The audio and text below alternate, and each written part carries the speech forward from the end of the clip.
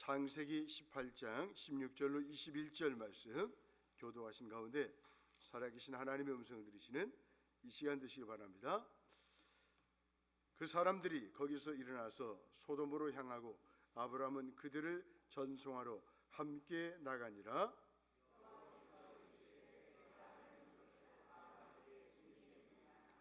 아브라함은 강대한 나라가 되고 천하 만민은 그로 말미암아 복을 받게 될 것이 아니냐.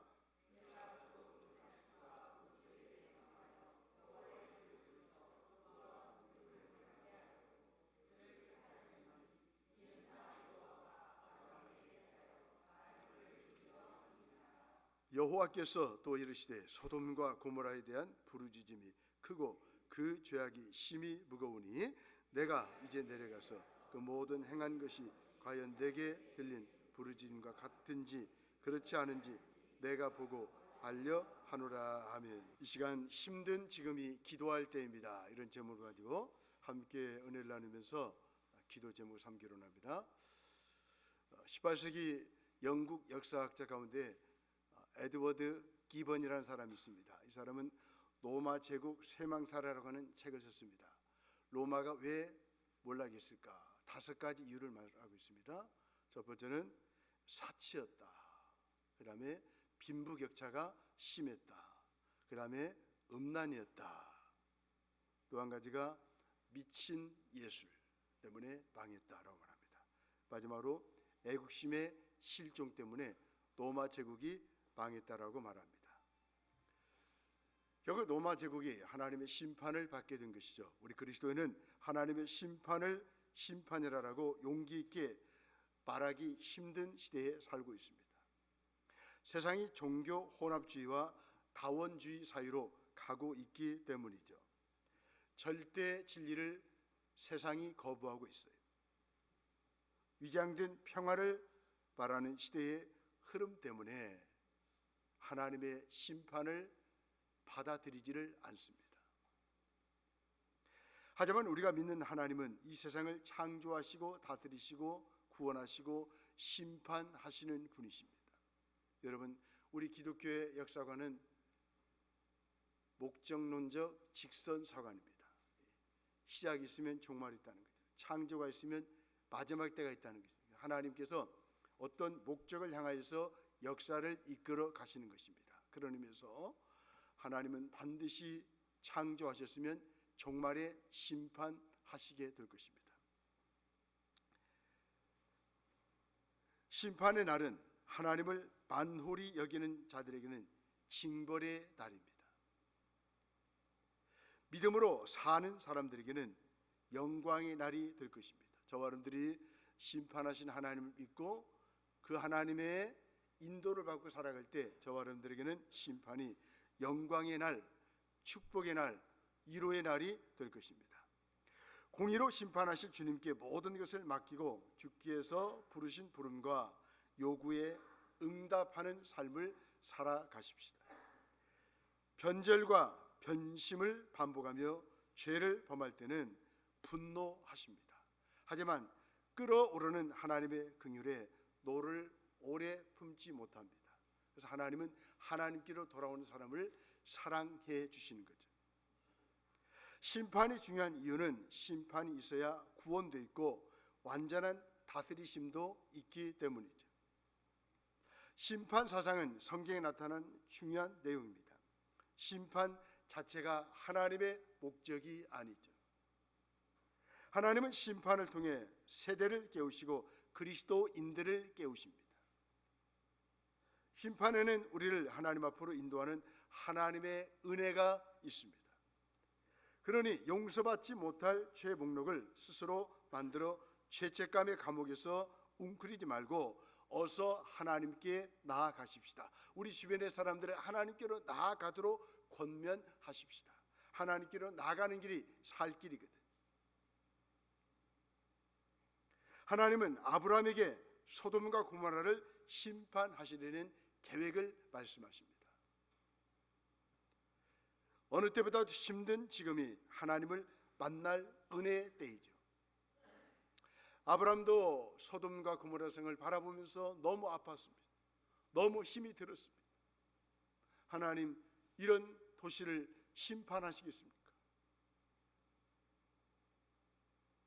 참된 믿음은 세상이 아무리 나를 깊은 절망으로 내몬다 해도 하나님의 성품을 신뢰하고 그 신뢰에 내 안위를 맡기는 일입니다. 하나님은 시대가 악할 때 재앙들을 통해서 악을 제거하십니다. 또 하나님의 백성을 회개하게 하시며 기도의 불을 당기게 하셔서 하나님을 만날 은혜의 때를 허락하십니다. 하나님을 다시 바라보게 하시죠. 이것은 하나님의 은혜입니다. 시대를 분별하는 그리스도인들은 하나님이 그 시대를 어떻게 보시는가에 민감합니다. 하나님이 보시기에 시대가 악하면 더 하나님 앞에 무릎을 꿇고 울부짖으며 기도해야 하는 것이 그리스도인의 사명이죠. 어느 때보다도 힘든 지금은 기도하지 않을 수 없는 환경을 맞이했습니다. 정신적으로 우울증과 분노가 심해졌습니다. 두려움과 불안이 팽배해졌습니다. 로마 제국이 망한 것처럼 빈부격차가 심합니다. 음란이 판을 치고 있습니다. 미친 예술이 판을 치고 있습니다. 하나님의 뜻을 거스립니다. 하나님 중심의 세계관이 다 무너져 버렸습니다. 인간이 주도하는 시대가 되어버렸습니다. 하나님이 분명히 지으셨는데 창조주가 어디 계시냐고, 내가 내 인생 알아서 할 거라고. 그래서 하나님을 내몰아버립니다. 그러니까 우리 인간은 계속 소외를 느끼고 고독하고 우울한 거예요. 우리 인간들은 하나님을 가까이 하면 할수록 만족이 있거든요. 위로가 있거든요. 채워짐이 있거든요. 하나님이 보시기에 이렇게 시대가 악하면 더 하나님 앞에 아브라함처럼 부르짖어 기도해야죠. 창세기 18장에는 시대의 아픔을 바라보며 기도했던 인물 아브라함을 소개하고 있습니다. 아브라함은 믿음의 조상이었습니다. 또 믿음의 조상의 특징은 기도의 사람입니다. 창세기 18장에 보면 천사들이 아브라함을 방문했습니다. 이때 아브라함은 기도하는 사람이어서 그들이 하나님이 보내신 사자임을 알고 극진히 대접했습니다. 대접을 받은 천사들은 나이가 많은 아브라함에게 곧 아들이 생길 것이라 라고 기쁜 소식을 전하죠. 그때 하나님이 천사들에게 이런 말씀을 하셨습니다. 17절 말씀이죠. 여호와께서 이르시되 내가 하려는 것을 아브라함에게 숨기겠느냐. 하나님께서 아브라함에게 다 드러내 보이시겠다는 것입니다. 그렇습니다. 이 시대를 하나님께서 심판하시기 전에 하나님은 저와 여러분들에게 아브라함에게 숨기지 아니한 것처럼 하나님의 비밀을 다 보여주실 거예요. 누구에게요? 기도하는 사람. 이 시대의 아픔을 내가 껴안고 기도하는 사람에게 하나님께서는 하나님의 비밀을, 앞으로 되어질 일들을 우리에게 보여주실 것입니다.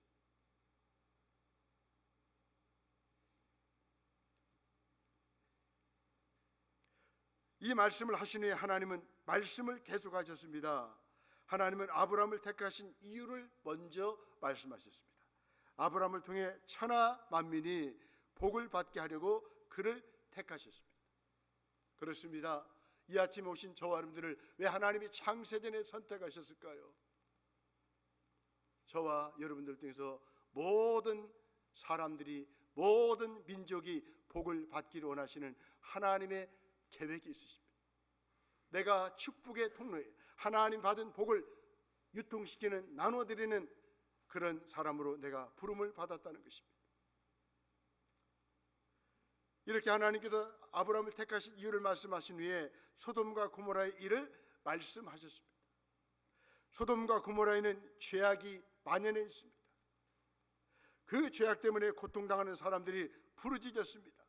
하나님은 천사들을 그 땅에 보내셔서 죄악의 경중을 알아보게 하셨습니다. 하나님은 심판을 행하시기 전에 인내하시면서 다시 한번 기회를 주십니다. 하나님은 아브라함에게 소돔과 고모라의 심각한 타락한 말씀을 하십니다. 아브라함을 의와 공도를 행하는 자로 삼으시기 위해서입니다. 19절에 보니까 하나님께서 아브라함을 의와 공도를 행하는 자로 세우시기 위해서 부르셨다라고 말씀하고 있습니다. 성도는 하나님의 부르심 받은 백성으로 의와 공도, 곧 옳고 바른 일을 위해서 부름받았습니다. 하나님은 그분의 백성인 성도를 복되게 하실 뿐만 아니라 그들을 통해서 모든 사람에게 복 주시기를 원하십니다. 복을 얻은 것은 다른 무엇보다도 복음을 듣고 예수님을 믿게 되는 일이죠. 나는 성도로서 어떤 모습으로 살고 있습니까? 하나님 앞에서 그분의 뜻을 따라 살아가고 있습니까?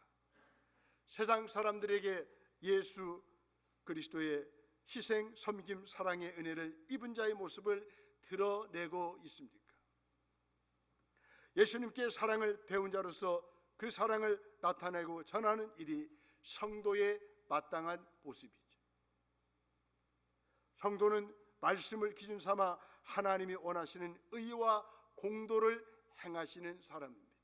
여러분, 세상 사람들이 잘못된 길로 가면 저와 여러분들을 따라가면 안 됩니다. 우리는 옳고 바른 길을 가야 됩니다. 우리는 하나님이 기준이거든요. 하나님의 말씀이 우리의 기준이거든요. 하나님의 말씀을 따라 가야 됩니다. 내가 직장에서 해고당해도, 내가 손해봐도 우리는 하나님이 기뻐하는 길을 따라가다 보면 하나님께서 저와 여러분들을 붙들어 주시고 인도해 주시는 거예요.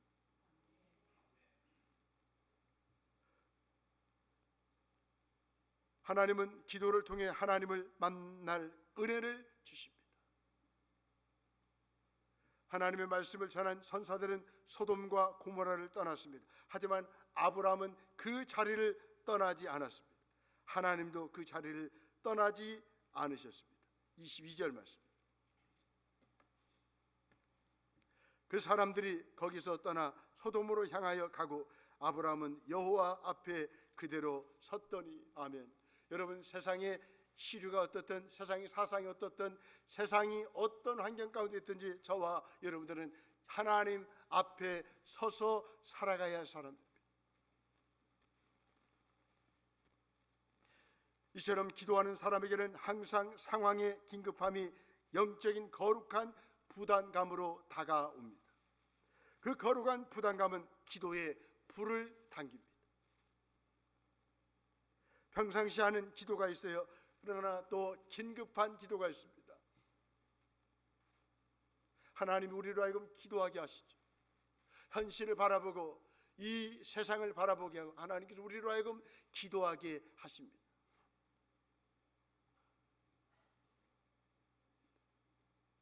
우리 마음에 기도의 불이 임할 때가 있습니다. 기도하는 사람은 하나님의 심중의 계획과 의중을 정확하게 알 수가 있습니다. 하나님의 성품과 그분의 말씀에 근거하여 기도할 때 하나님은 은혜를 주십니다.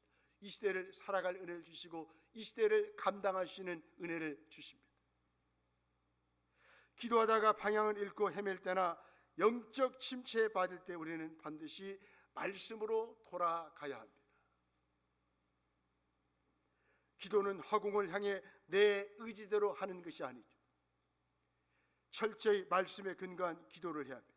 말씀은 하나님의 의중이며 심중이기 때문이죠. 말씀을 잘 아는 사람은 하나님의 성품을 깊이 배웁니다.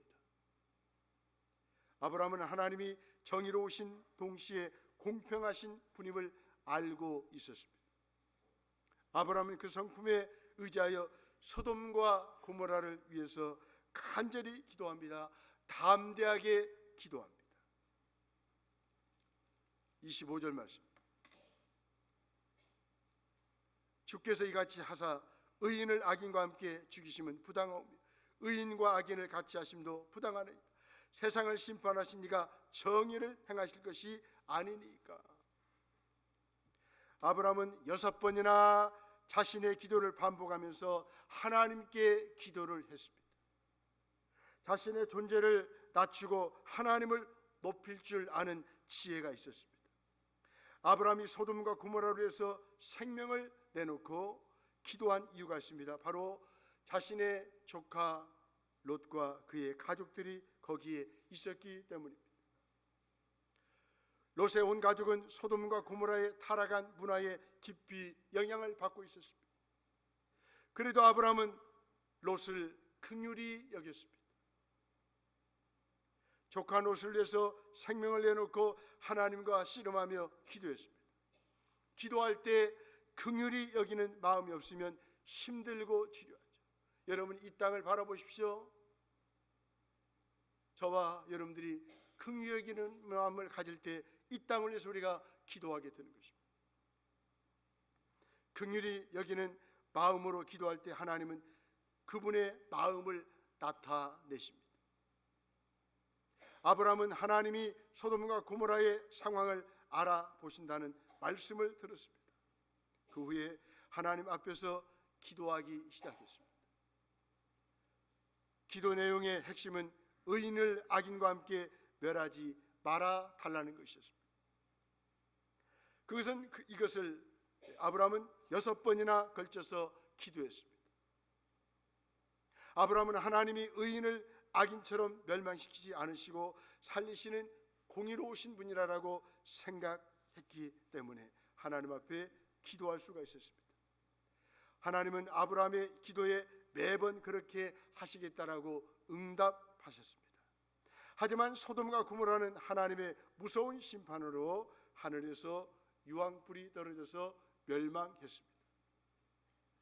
이를 통해 소돔과 고모라의 죄악이 얼마나 깊었는가를 알 수가 있습니다. 우리는 때로 아브라함의 기도가 실패했다라고 생각할 수 있을 것입니다. 하지만 기도에는 실패가 없다는 사실을 아시기 바랍니다. 기도하는 성도는 늘 하나님의 계획 안에 거하기 때문에 저와 여러분들의 기도는 실패하지 않습니다. 소돔과 고모라에는 의인의 한 명도 없었습니다. 너무나 슬픈 일이었습니다. 그런 상황 속에서도 하나님은 아브라함의 기도를 끝까지 듣고 계십니다. 의인이 아무도 없는 타락한 도시는 심판받을 수밖에 없었습니다. 아브라함의 중보 기도는 실패하지 않았습니다. 의인을 악인과 함께 멸하실 수 없다는 아브라함의 기도를 하나님이 기억하셨습니다. 베드로후서 2장 7절에 보니까 의인 롯을 구원하셨다라고 말씀하고 있습니다. 그렇습니다. 롯은 형편없는 사람이었습니다. 전혀 인격이 갖춰지지 않는 사람이었습니다. 그런 롯도 아브라함의 기도를 통해서 의인 롯으로 바뀌게 된 것입니다. 이게 바로 기도의 능력이 아니겠습니까? 기도하면 내 인격이 예수님의 인격과 성품을 닮아가게 되는 거예요. 하나님은 기도하는 아브라함을 생각하시고 롯을 구원하셨습니다. 그렇습니다. 이 시대도 하나님이 저와 여러분들의 기도를 통해서 이 땅을 구원하시고 이 땅을 고쳐주실 것입니다. 의인의 기도를 기억하시는 하나님께 고난 중에 있는 의인을 간구하십시다. 우리가 드리는 기도에는 결코 실패가 없습니다. 우리의 기도로 인해 오늘 누군가가 멸망의 문턱에서 소망의 문턱을 넘는 복을 누릴 수가 있습니다. 기도하는 사랑하는 성도 여러분, 포기하지 마세요. 에이, 틀렸어. 그 사람은 안 돼. 이러면 안 되는 거예요. 그냥 기도하는 사람은 계속 포기할 수가 없어요. 여러분, 망나니 같은 어거스틴이 방탕할 때 그의 어머니 모니카가 기도했습니다. 한 번은 암브로스 감독을 찾아갔습니다. 감독님, 우리 자식을 내다가 이렇게 기도하는데 자식이 달라지지 않습니다. 어쩌면 좋아요. 그때 암브로스 감독이 한 말씀 하십니다. 눈물로 드리는 어머니의 기도는 자식을 망하게 하지 않습니다. 여러분, 하나님이 포기하시기 전에 우리 누구도 포기하지 마십시오. 여러분들의 기도를 드리는 순간 하나님께서 다 바꿔주시고 변화시켜 주십니다. 세상을 포기하지 마세요. 세상 속에 여러분들의 기도가 쌓아질 때 세상은 바뀌게 될 것입니다.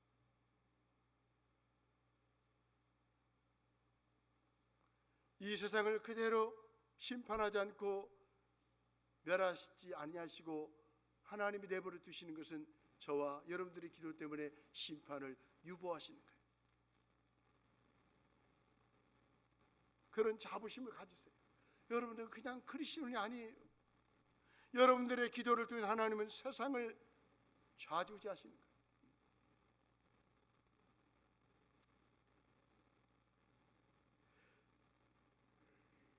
나의 진실한 기도가 삶의 소망을 잃고 자살을 생각하는 사람이 사랑의 하나님을 만나게 됩니다.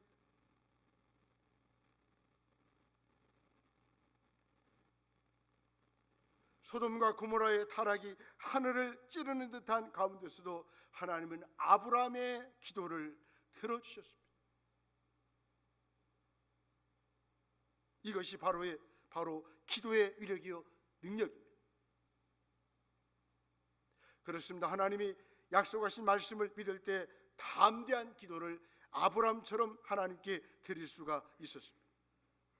하나님이 창세기 12장에서 아브라함을 부르실 때 너는 복의 근원이 될지라라고 말씀하셨거든요. 그 말씀을 오늘 본문에서 다시 한번 반복하고 있습니다. 소돔과 고모라의 사건을 시작하시기 전에도 그 말씀을 다시 한번 언급하십니다. 아브라함의 기도만 있다면 이 세상을 하나님께서 버리시지 않겠다는 거예요.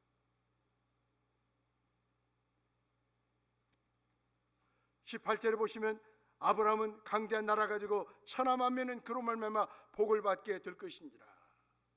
저와 여러분들의 기도를 통해서 하나님은 다른 사람들이 복을 누리게 하실 것입니다. 지금의 형편 때문에 포기하지 마세요. 하나님께 집중하고 기도하시면 하나님이 저와 여러분들 통해서 주변 사람들이 은혜를 누리고 복을 받게 하실 것입니다. 하나님은 아브라함에게 복을 약속하시고 복이 되라라고 명령하십니다. 나는 그냥 평범한 사람이 아니에요. 나는 복덩어리예요. 하나님의 복을 전달하는, 복을 유통하는 사람이에요. 누가 나에게 나의 직업이 뭐냐고 물어보면 여러분들 뭐라고 답변하시나요? 나는 복을 유통하는 사업가입니다. 이렇게 대답하시면 얼마나 좋겠어요.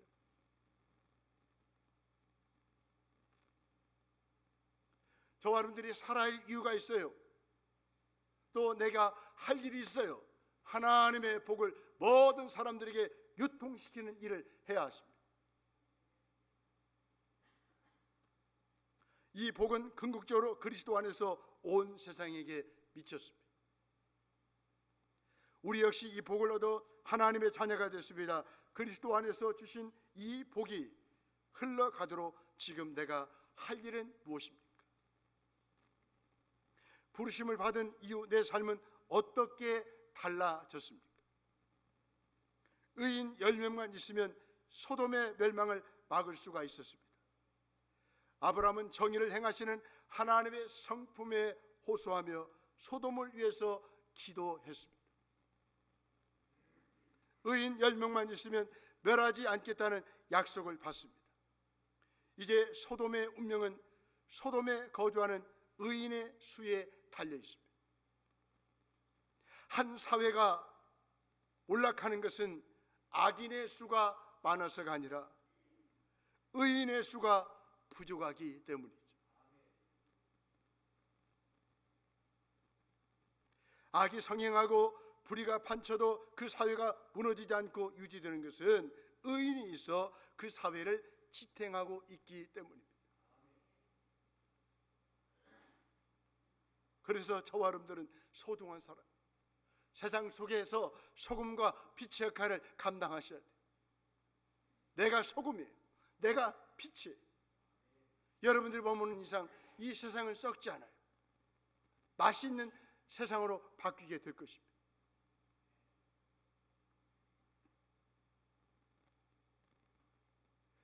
나와 우리 교회는 그 의인의 수에 포함되고 있습니까? 성도와 교회가 자기 복에 만족하며 사회의 불의에 무관심하고 이웃의 곤경을 모른 채 할 때 하나님은 파수꾼의 역할에 게으른 책임을 물으실 것입니다. 하나님을 향한 우리의 사랑과 열정이 이 세상 속에서 소금과 빛의 사명을 감당함으로 드러나야 합니다. 탐욕에 물든 현대인들은 허무와 두려움을 안고 살아가죠. 탐욕은 근원적으로 언제까지나 충족될 수가 없습니다. 오히려 자신을 죽이고 엎드려 드립니다. 내면을 불안으로 가득 채웁니다. 허무는 하나님이 아닌 다른 것으로 채우려는 마음의 상태입니다. 그러나 우리의 마음은 다른 것으로 채워질 수가 없어요. 하나님이 계셔야 채워지는 거예요. 두려움은 원하지 않지만 언제든지 닥칠지 모르는 재앙의 염려로 가득 찬 마음입니다. 내 마음을 지배하는 것은 무엇입니까? 힘든 마음을 가지고 계십니까? 암담한 현실을 보내고 있습니까? 주님만이 유일한 희망이십니다. 우리의 안전도 미래도 하나님께 있습니다. 하나님은 오히려 힘겨운 시대를 사는 우리에게 기도의 이유, 소망의 이정표입니다. 힘든 지금이 하나님을 만날 은혜의 때입니다. 기도할 때입니다. 구하고 찾으시면서 하나님의 사랑과 보호하시는 손길에 내 미래도 맡기지 않겠습니까? 기도하겠습니다.